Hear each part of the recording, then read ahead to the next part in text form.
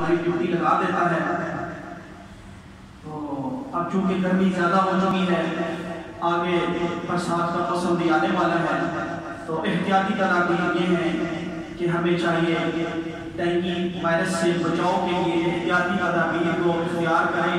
احتیاطی تدابیر کیا ہیں کہ ہم فل آستینوں والے کپڑے پہنیں اور رات کو سوتے وقت مچھردانی کا استعمال کریں، اور مچھروں سے بچاؤ کے لیے جو کریم لوشن ہے وہ اپنے ہاتھوں پر لگا لیں تاکہ ہم لوگ ان چیزوں سے کیا ہو سکیں، بچ سکیں. بچانے والی ذات کس کی ذات ہے؟ اللہ کی ذات ہے. لیکن احتیاطی تدابیر کو اختیار کرنا یہ بھی کیا ہے، ضروری ہے. اپنے گھروں کو صاف ستھرا رکھیں اور اپنے گھروں کی جو ٹینکیاں ہیں ان کے ڈھکن اوپر لگا کے رکھیں، پانی کو ٹانگ کے رکھیں. جتنا زیادہ ہم صفائی ستھرائی کا خیال کریں گے، سنیں اللہ کیا فرماتے ہیں قرآن میں، ان اللہ یحب التوابین ویحب المتطہرین.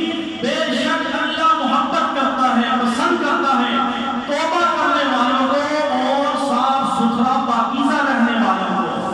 تو جتنا زیادہ میں اور آپ صاف ستھرا رہیں گے، صفائی ستھرائی کا خیال رکھیں گے، اتنا انشاءاللہ اللہ ہمیں پسند کرے گا اور اللہ